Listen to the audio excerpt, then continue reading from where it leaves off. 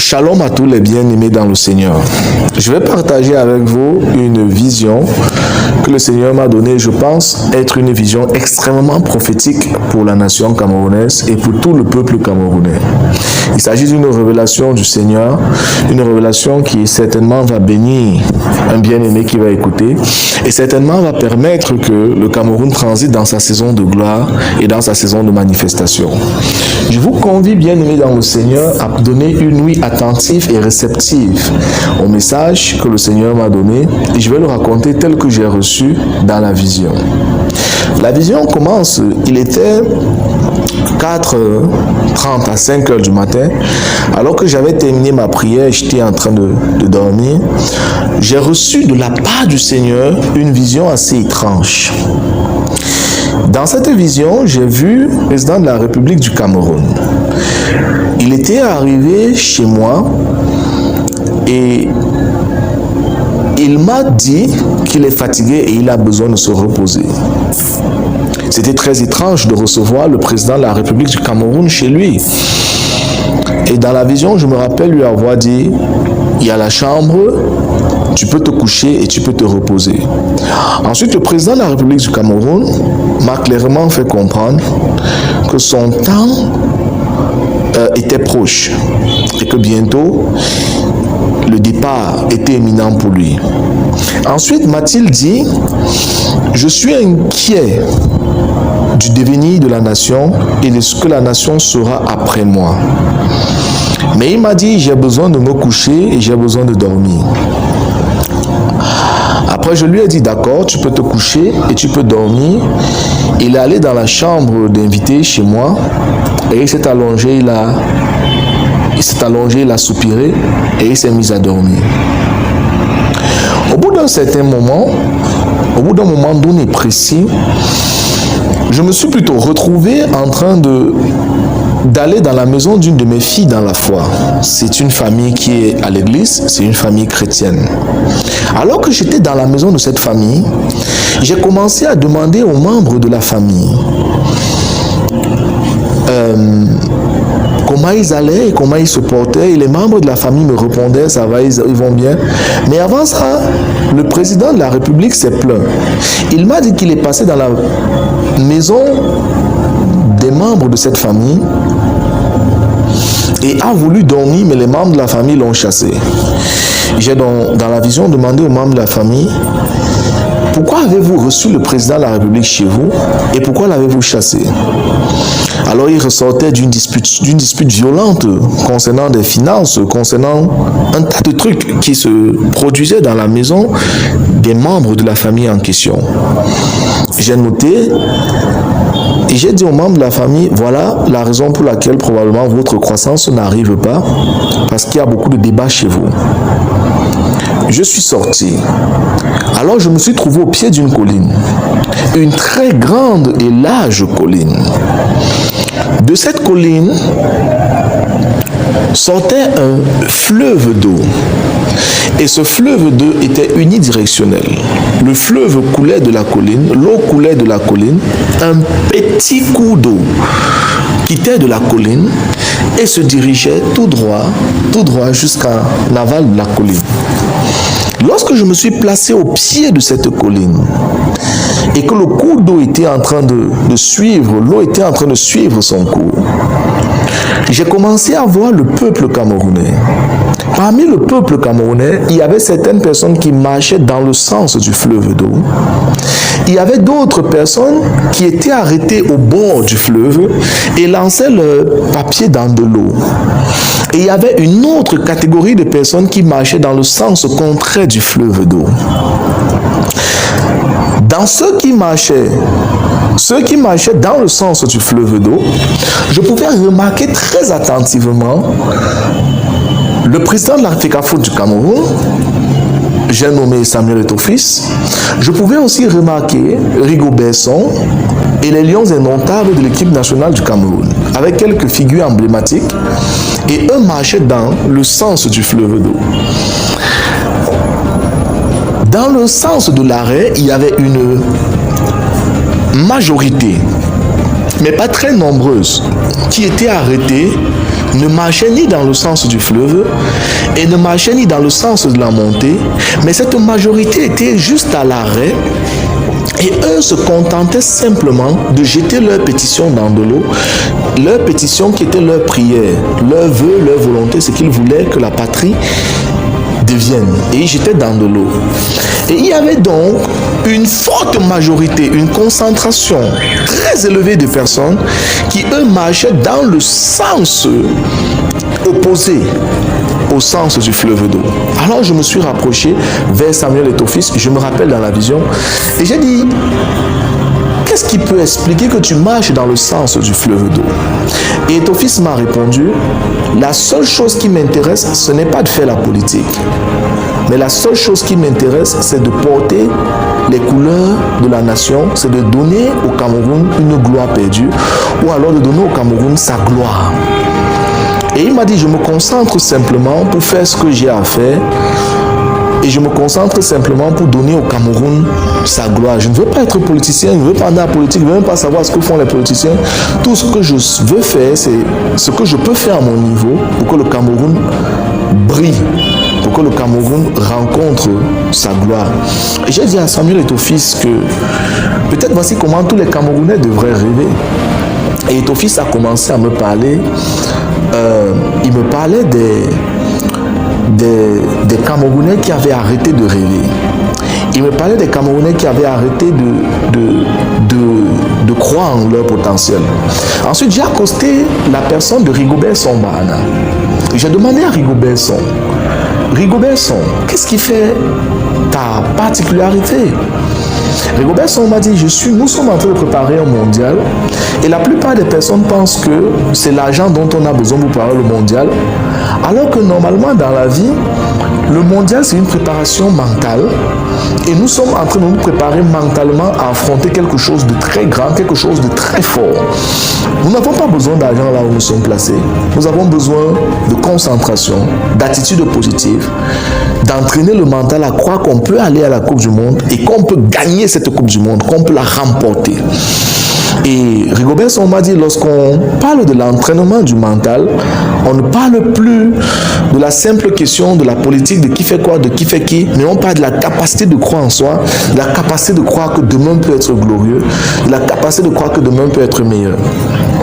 Alors le président Samuel Etophis a repris la parole et m'a dit, si ce Cameroun peut rêver, si ce Cameroun peut croire, si les Camerounais peuvent croire que c'est possible d'écrire leur part d'histoire sans toutefois se concentrer à être politicien, alors on peut avoir un Cameroun glorieux. Et eux, ils ont continué à cheminer dans le sens du cours d'eau. Je suis monté un peu plus loin, j'ai trouvé la catégorie de Camerounais qui était dans le sens arrêté. Ils n'étaient ni en train de marcher dans le sens du cours d'eau et ni en train de marcher dans le sens contraire. Alors eux étaient une catégorie de Camerounais qui étaient plutôt en train de dire, quand je demandais, mais pourquoi vous êtes ici, pourquoi vous ne montez pas, pourquoi vous ne descendez pas? Et eux ils disaient, Paul Biya a vendu le pays, Paul Biya a gâté le pays, Paul Biya a détruit le pays. Et j'entendais le président de la République qui, depuis chez moi, disait, tu vois, ils passent leur temps à m'accuser, tu vois, ils passent leur temps à me tenir pour responsable de leur calamité, me tenir pour responsable de leur faiblesse, me tenir pour responsable. Et il y avait une catégorie de Camerounais qui passaient tout le temps seulement à dire, c'est Paul Biya, on souffre, c'est à cause de Paul Biya, on souffre, c'est à cause de Paul Biya. Et eux, ils refusaient de croire en eux pour demain, ils refusaient de faire un quelconque effort. Tout ce qu'ils voulaient, c'est trouver la personne qui devait accuser, la personne qui devait tenir responsable de leur situation, la personne qui devait endosser la responsabilité de leur misère ou la responsabilité de leur pauvreté. Alors je me suis tourné un peu plus loin et j'ai regardé la troisième catégorie. C'était ceux qui marchaient dans le sens contraire à l'eau qui coulait de la montagne. Et ils étaient très nombreux. Cette fois, c'était une catégorie de Camerounais qui avaient décidé de commencer à faire... Parce que quand je me suis tourné vers eux et j'ai dit, pourquoi est-ce que vous marchez dans le sens? La première chose qu'ils ont fait, c'est qu'ils ont volé mon véhicule, parce que j'avais un véhicule. Et ils ont volé le véhicule et j'ai dit, vous ne pouvez pas aller quelque part avec. Puis j'ai récupéré le véhicule par la prière. Et eux, cette catégorie de Camerounais m'a plutôt dit que eux, ils ont pris la résolution décision, parce que le pays va mal, de voler, de braquer, de cambrioler, parce qu'ils vont mal, parce qu'ils ont faim. Ils ont pris la résolution de faire toute espèce de choses qui concernent la délinquance, parce qu'ils ont mal, parce que le pays va mal, parce que tout va mal, parce que les ressources vont mal. Les ressources sont mal gérées. Ils avaient décidé donc de marcher dans le sens contraire du cours d'eau. Et c'était une grande catégorie, majorité de personnes. Et dans la vision, un son a commencé à faire naufrage dans mon cœur. Et ce son a commencé à chanter de manière très forte. Et le son chantait, si je tarde, les paroles disaient, si je tarde à réussir, si je tarde à m'en sortir, c'est parce que je tarde à prendre le pas de foi que les héros de foi ont pris pour sécuriser leur avenir. Et mélodiquement, ça chantait comme ça. Si je traîne à réussir, c'est parce que j'ai peur de prendre le pas de foi que les héros ont pris, qui sécurent leur avenir. Si je traîne à m'en sortir. Et j'ai commencé à chanter ce son. Et l'Esprit de Dieu m'a dit, publie ce son, publie-le sur toute l'étendue de la République camerounaise. En réalité, il ne s'agit pas d'un son pour faire danser, mais il s'agit d'une hymne nationale qui, pour ma part, Dieu essaye d'appeler le Camerounais à la conscientisation. Je voudrais vous faire comprendre, très bien aimé peuple et confrères camerounais, que nous pouvons décider, nous comporter exactement comme l'équipe nationale du Cameroun. Juste faire ce qu'il faut pour redonner au Camerounais sa gloire. Nous pouvons tous aussi décider de devenir politiciens, jeter nos fleurs papier et attendre que le demain va changer et accuser quelqu'un. Mais je crois que si on tient quelqu'un pour responsable de notre situation, cette situation ne changera jamais, simplement parce qu'on a tenu quelqu'un pour responsable de cette situation. Peuple camerounais, nous pouvons aussi décider, tous ensemble, prendre une décision unanime de faire de demain quelque chose de glorieux, quelque chose de symbolique et quelque chose de magique. Comme il y a certains Camerounais qui sont en train de décider, entrer dans des gangs, dans du banditisme, et ils sont en train de décider dévier leur vie complètement parce qu'ils estiment que le pouvoir en place a tellement mal géré que ce n'est que par le banditisme. Je vais aussi parler à cette catégorie de Camerounais. Parce que quand Dieu donne une prophétie pareille, c'est que c'est ce qui est en train de vouloir se préparer. Si vous êtes en train de vouloir prendre cette décision, d'aller dans le banditisme, vous n'allez faire qu'aggraver la situation. Dieu se prépare le lendemain glorieux pour cette nation. Mais toi, Camerounais qui m'écoutes, ton rôle, c'est de croire. C'est qu'ensemble, on puisse croire que demain sera glorieux pour cette nation du Cameroun. J'interpelle les Camerounais et les Camerounais frères et sœurs en Christ, et comme ceux qui sont en Christ ou pas en Christ, j'interpelle le peuple camerounais tout entier à m'aider à sorte qu'on prie à l'unisson pour que les Camerounais ne soient pas comme ces personnes qui rêvent peu. Pour que le Cameroun soit une nation. Et je pense que dans cette vision, Samuel Eto'o-Fils a en peu de mots essayé de traduire sa pensée du Cameroun. Et je crois que sa pensée du Cameroun, Dieu l'a validée dans les cieux. Chaque Camerounais devrait se concentrer à faire ce qu'il a fait dans son secteur d'activité avec autant d'excellence comme pour faire briller les couleurs de la nation camerounaise. Ça importe peu pour l'instant qui gère le pays. Dieu se réservera toujours d'amener des dirigeants extraordinaires à la tête de la nation. Mais ce que je veux dire, c'est que si nous remettons tous nos échecs et nos erreurs entre les mains du système politique en place, sachant que c'est dans le même système politique que des hommes comme Samuel Eto'o-Fils, des hommes comme Francis Ngannou et plusieurs autres Camerounais ont porté l'histoire de cette nation, l'histoire emblématique de cette nation, et fait de cette nation une nation grande et reconnue à l'échelle nationale tant qu'internationale. C'est notre devoir de rêver, c'est notre devoir de croire, et c'est notre devoir de poser notre pierre, pas la pierre dans la politique, parce que nous ne sommes pas tous appelés à être politiciens, mais la pierre dans chaque secteur d'activité donné, à briller au maximum, afin de faire naître demain une nation guérie, restaurée revigoré et blanchi pour sa gloire. C'est avec de l'amour et de la considération pour le peuple camerounais que je peux dire à haute et intelligible voix que je suis derrière les lions indomptables pour la Coupe du Monde qui va se jouer au Qatar en novembre qui arrive. Je suis impatient de voir ce que le collectif du président de l'Africa Foot va nous apporter et va nous proposer. Parce que j'estime que peu importe le résultat, simplement le fait de croire que l'Afrique et le Cameroun peuvent remporter la Coupe du Monde est un message fort envoyé tant par le président de l'Africa Foot que par toutes les personnes qui reçoivent ma prophétie. Un message fort qui montre que l'Afrique peut et le Cameroun peut entrer aussi dans les grandes pages de l'histoire. Je profite au travers de ce message pour féliciter le président de l'Africa Foot du Cameroun, pour féliciter les Lions indomptables et pour prier et joindre mes efforts qui ne sont que des efforts de prière, aussi minimes soient-ils, à leur rêve de bâtir, à leur rêve de grandir, pour dire que demain, nous allons joindre votre combat dans chaque secteur d'activité pour faire ensemble de cette nation une nation grande et prospère.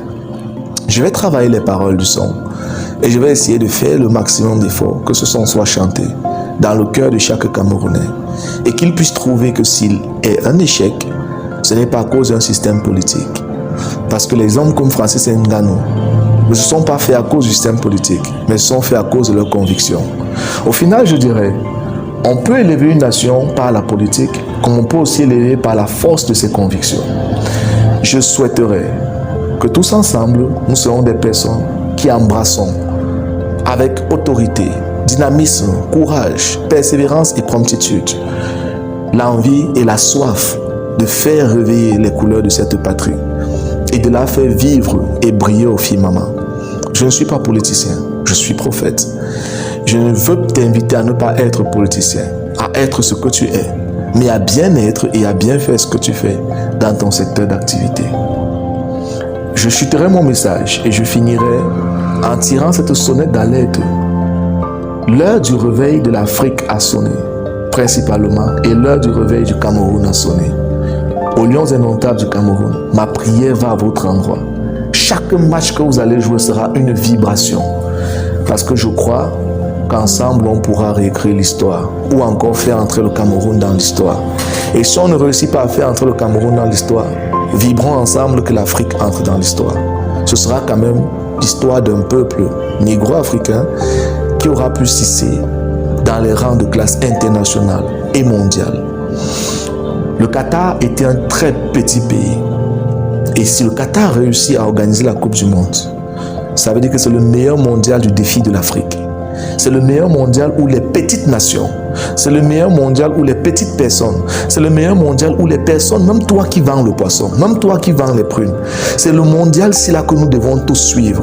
Parce que je crois que Dieu s'est choisi une petite nation comme le Qatar pour organiser l'une des grandes coupes du monde extraordinaires dans le monde, pour montrer que les petites nations, les petites équipes, les petites personnes, les petits pays vont à partir de ce mondial lever la tête et devenir des nations et devenir des personnes. Tu peux être un grand dans ta famille. Tu peux être un entrepreneur. Tu peux être un docteur. Tu peux être le meilleur dans ton poste de travail. Tu n'as pas besoin